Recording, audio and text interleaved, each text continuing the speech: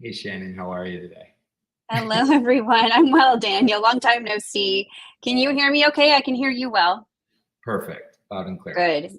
All right. So, thank you, everybody, for joining us across our platforms. I'm Shannon Adcock, founder of Awake Illinois, and this is Echoes of the Past is the name of this conversation, which I think, per that promo that we've been, shedding light on this last week, these are conversations that are very much needed. And so, we are joined by Daniel Schwartz, a Jewish Chicagoan, a fine young man who has shown exemplary courage, and I think that this is just a great opportunity for you, Daniel, to share and highlight the Jewish voice in not just Chicago and our state, but beyond. So I know that there are many people that are sharing this across their own platforms. And I think, again, this courageous conversation is very needed. I would like to give a shout out to Melissa S. Chapman. She is a strong Jewish voice on Instagram. And so we appreciate her support in tuning in and sharing any clips of this that she thinks are going to be well worth hearing as we go along here. So thank you again, Daniel. Why don't you just talk a little bit about who you are and a little bit about your background and what brought you to that moment that we see in this promo where an angry mob was yelling at you, Nazi, Nazi, go home. Why don't you just talk to us about a little bit about who you are and what brought you to that January 31st day in Chicago City Hall? Okay, but before I do, I just want to say, Shannon, I'm so impressed with your organization. Um, we need a voice like that as well. Being around friends is really important right now, as you can tell. So thank you for everything you're doing. Really appreciate that. Our pleasure. Um, so as we saw in the video, my grandpa was a partisans fighter, and what that was is during the Nazi occupation, some of the Jews kind of ran to the forest and kind of aggregated there and created a life there, and even resisted against Nazi occupation. They would, help rescue other Jews. So it was a very, very surreal experience that in less than 100 years, to be called a Nazi, and it just really speaks to the erosion of maybe the education system, maybe where we are as a society with our value system, and I do think it's also important to contextualize this. This still is the fringe, these voices are the fringe. Yes. So it's important for us to remember that as well. And so this ancestral calling, I feel like, really brought me to, so let me explain. In Chicago, they were passing a resolution for a ceasefire in Israel. In Chicago, one of the most violent cities in America. It really, maybe it's symbolic because I don't think you can have a ceasefire in like River North or Lincoln Park here. So this symbolic gesture really is nothing more than to really make the Jewish community feel less comfortable as members of Chicago. So this was in my backyard. I don't really attend any protest ever. I just wanted to show up and have a presence and represent my people. And I'm really glad I did, actually. You should be. And you were joined by a group of friends. How many of you were in your group, particularly when you got to City Hall? It was me and four others, two women, and two other guys that, I know through the Jewish community. So what we did kind of was in a WhatsApp group, we just said, hey, do you guys feel like showing up? And whoever showed up. And there was about five of us. And that was the only Jewish I didn't see any other Jewish identity there. So I'm very, really happy that we showed up and at least, had some exposure to our community. Sure, of course. So walk us through what it felt like when you first got in, and I'll show some clips as you talk, but just kind of walk us through what did it feel like when you walked in and you saw this, crowd of people. Walk us through kind of what that was like as you walked in. You had the Israeli flag, and I'll show some clips, but just kind of walk us through what was the vibe? What did the air feel like, when people were looking at you or starting conversations with you? How did that first flow? Unfortunately, I think a lot of Jewish people know that feeling of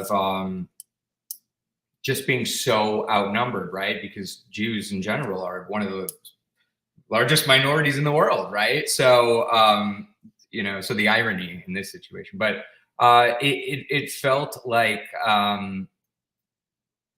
we were villainized immediately, and I kept thinking how allegoric it was to like, this is probably like what it's like 5 to 1,000 when I think of Israel or when I think of Jews all over the world, you know, where it just felt like that was the initial feeling. But then again, like I speak to this ancestral calling, and I really feel like I channeled even my grandpa in this moment. And Right. eventually some of the nerves dissipated because what I knew I was doing was right. And so it was very overwhelming, though, I won't lie. And we were with two women who were being pushed around, and these women are my heroes. And so it got more and more violent as the day went on, and everything got directed towards us. So it just felt like, is this about Israel? You know, we were being called pigs, we were being called Nazis. You know, someone came up to me and said, 2 minutes before that flag is around your neck. So there, you know, and a lot of them were masked too. So it is intimidating. Yeah. But again, when you're standing up for your values, somehow that gives you the strength. Yeah. No, it definitely took courage. And because you were this small cluster of identifiable, Jewish citizens here in City Hall, I'm sure that you just became, obviously a target of a lot of anger. And I'm very worried about the Jewish community across the world. And what I found interesting was there were a lot of people, friends of mine who were in this vicinity, and they saw a lot of these protesters and attendees going, and some of them were actually students. And yes, you point out that many of these people are masked, but barring the group of whether it was Middle Eastern Palestinians or you as a Jewish group, it appears that a lot of these people are simply just activists, right? Sure. They Right. may have not any connection to either a country for which this resolution was discussing. What was the sentiment from some of these young people who seem to be participating in this type of activism?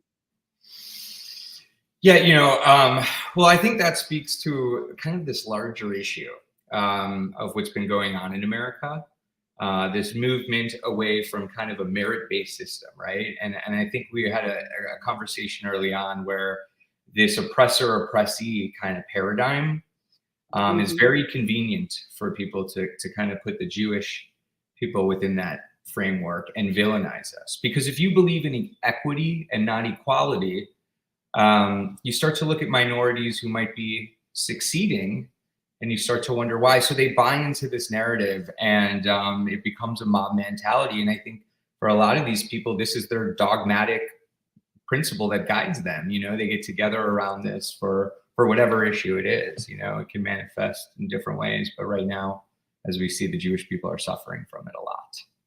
Right. And so I wanted to see if you can maybe talk a little bit. I did see about that kind of this root cause, right?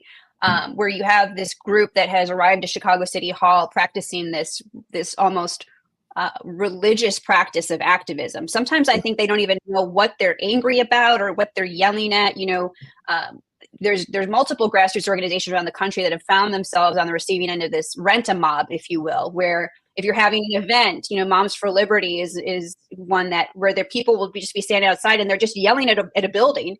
And sometimes they don't even know what they're yelling about, right? A few might, but for the most part, it's just like, ooh, there's this angry crowd and I'm very, probably very broken, but I'm just going to find power in this collective rage. And that seemed to be the case with, students and others that were just coming into this angry mob fold. And I do worry, and many people have talked about this, including Alan Dershowitz. I'll show this article here from The Hill, which is titled, "Campus Anti-Semitism Has Become Systemic Due to, quote, Diversity, Equity, and Inclusion." What are your thoughts on that, Daniel? I mean, this has been a big thing with what happened with Claudine Gay, the president of Harvard, and some of this anti-Semitism. Can you speak to your thoughts on DEI and kind of what's happening on college campuses and just in our culture that may be kind of stoking some of this fire of anti-Semitism? Yeah, well, when you speak about DEI, what it really is a subjective instrument, right? Because what happens is diversity, equity, and inclusion. We kind of talked about the equity component, but this is not an inclusive.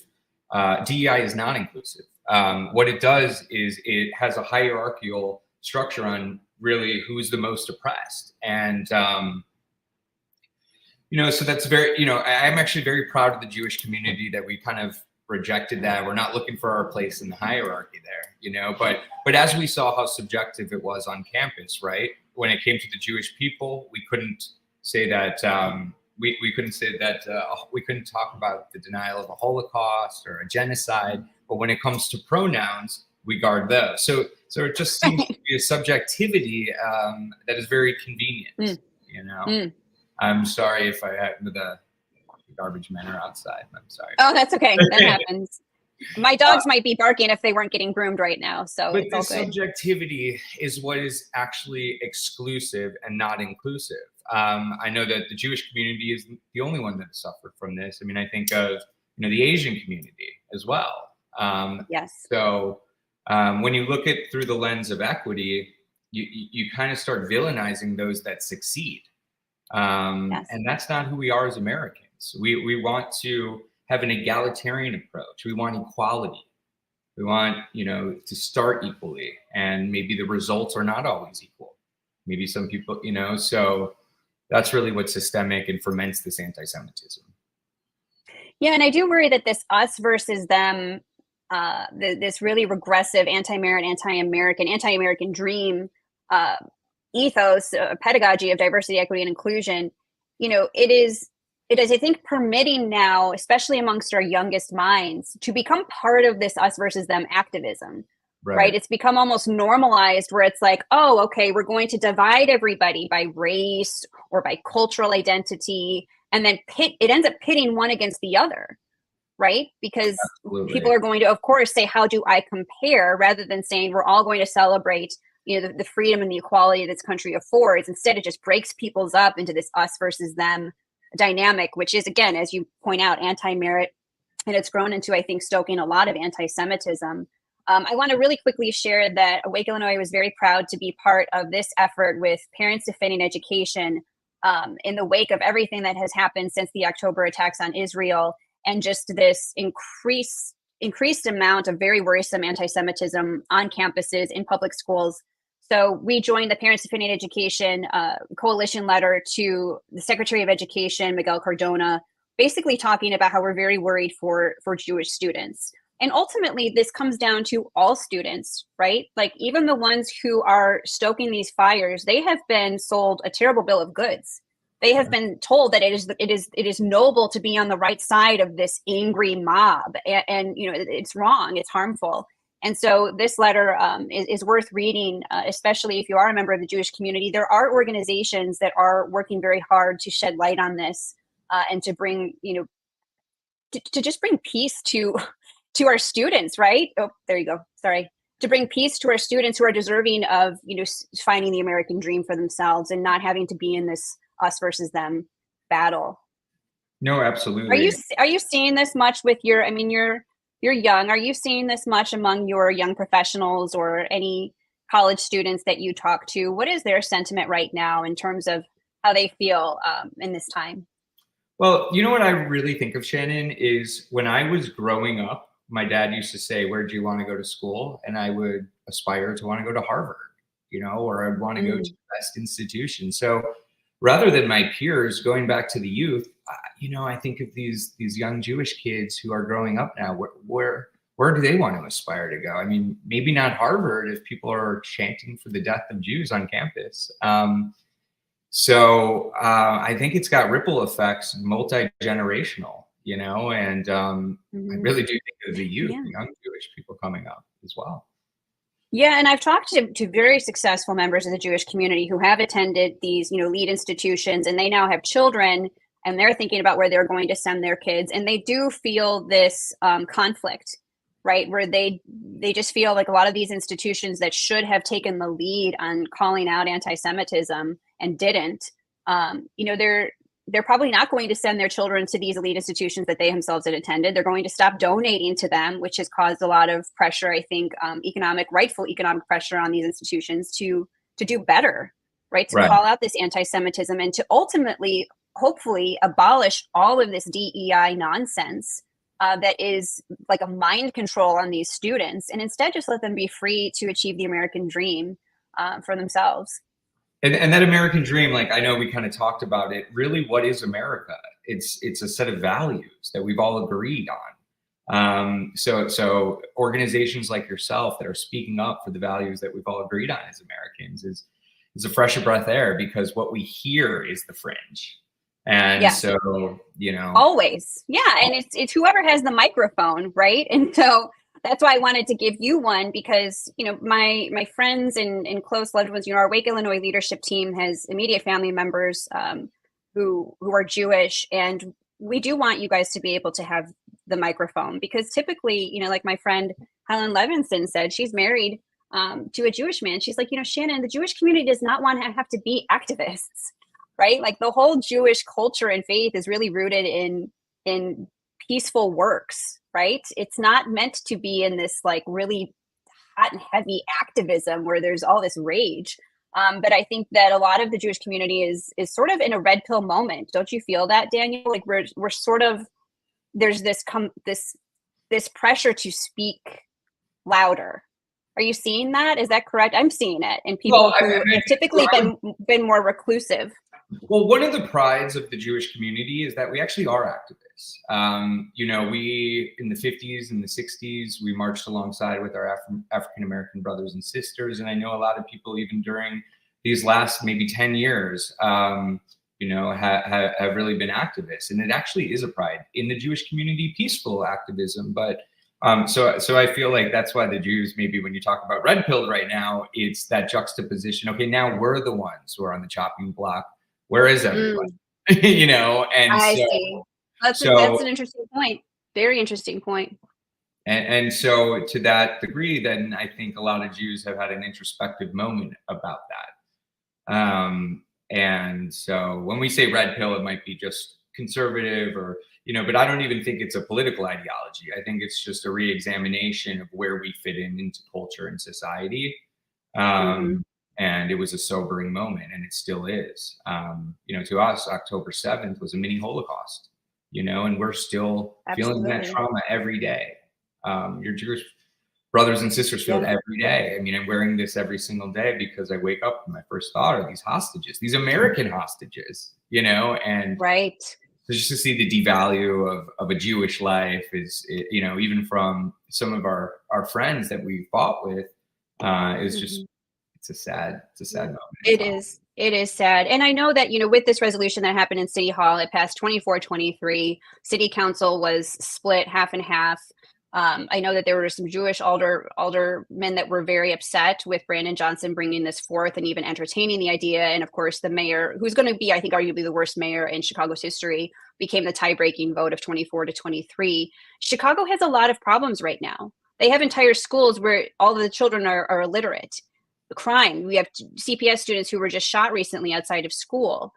This movement to, you know, be anti-police and to just see chaos reigning through the city. And this is what Brandon Johnson chose to put energy into when he's not citing Tupac rap songs. So where do you see right now the Chicago citizens are actually appealing to their policymakers to focus on the problems in our own communities?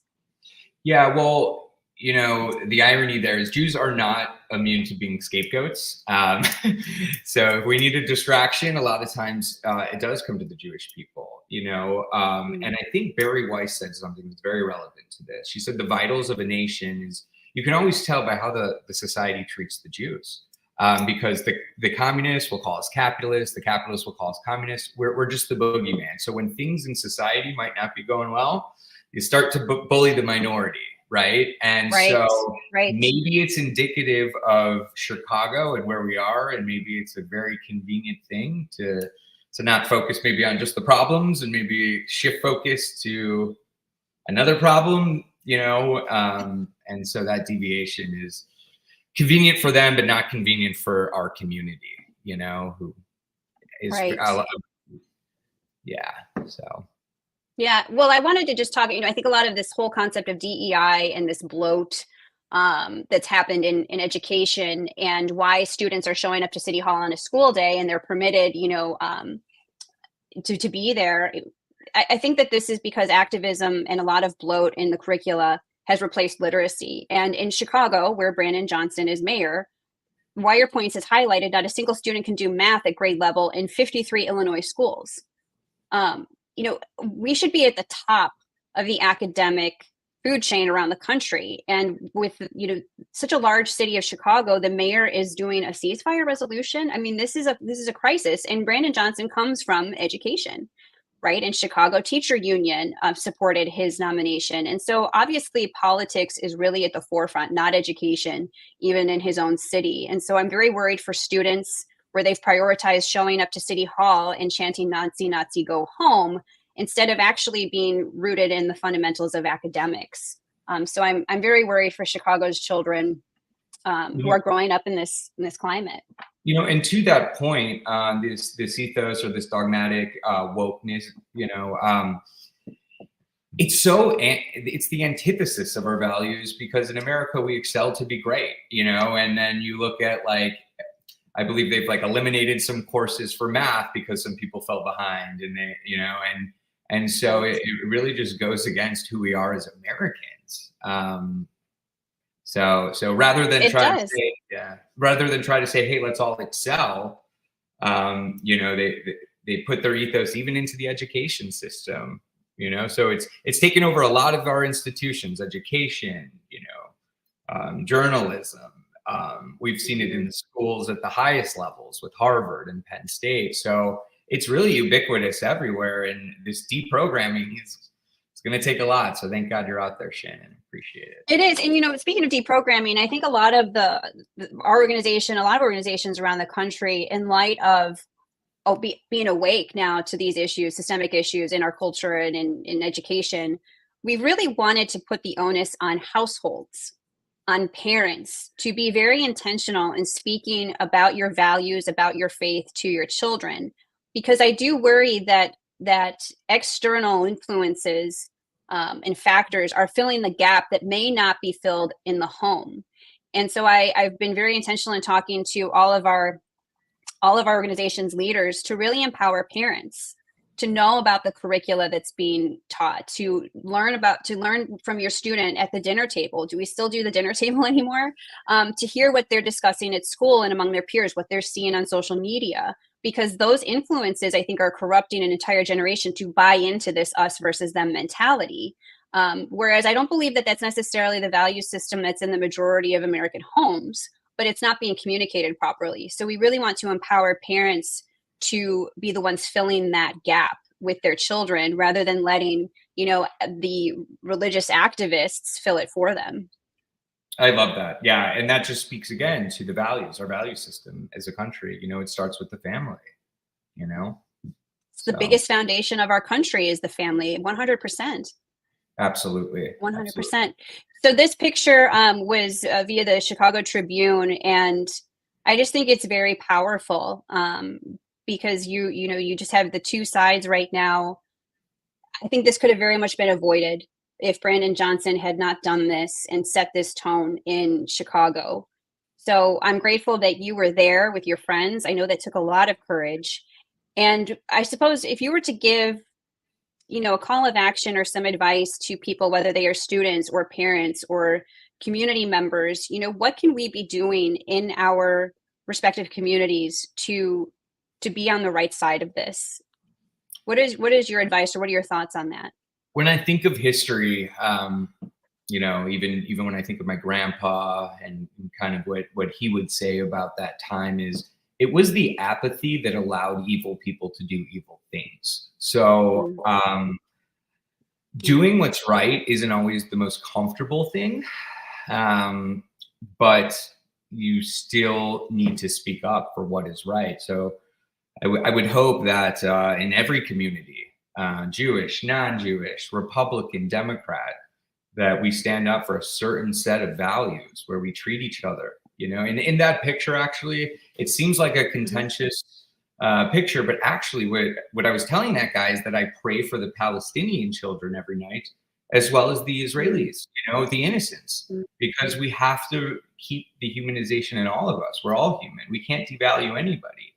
And I just hope that people in different communities can just speak up, you know, and show that it's okay to speak up, and that the majority of people agree, you know. And that's why we have a society, you know. So exactly, 100%. And I saw this this photo was circulating. I don't know who this gentleman is, but if you wonder what you would have done in Nazi Germany, you are doing it today.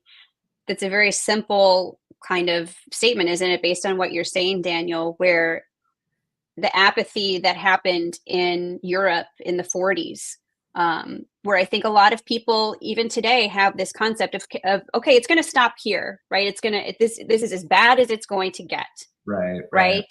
And it gets worse. And then people were rounded up and they were put on trains. And I do worry that in many ways, this hatred that all humans have in them, right? We're all capable of it, this corruption that has no limiting principles, it can know no limits. But to your point, when you try and be the good and bring some peaceful, you know, you try to project that peaceful notion that, of course, you want all innocent lives to be respected.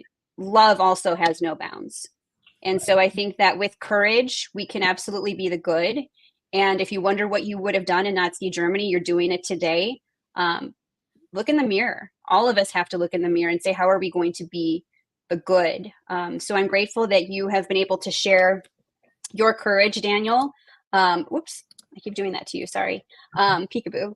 But I think that this is just the start of many needed conversations, because we are seeing echoes of the past. And I'm grateful for your fighting spirit that you obviously get, honestly, with your ancestral calling, with your grandpa, Irving Levitt, who survived miraculously in the forest fighting on behalf of the Jewish people and innocent lives.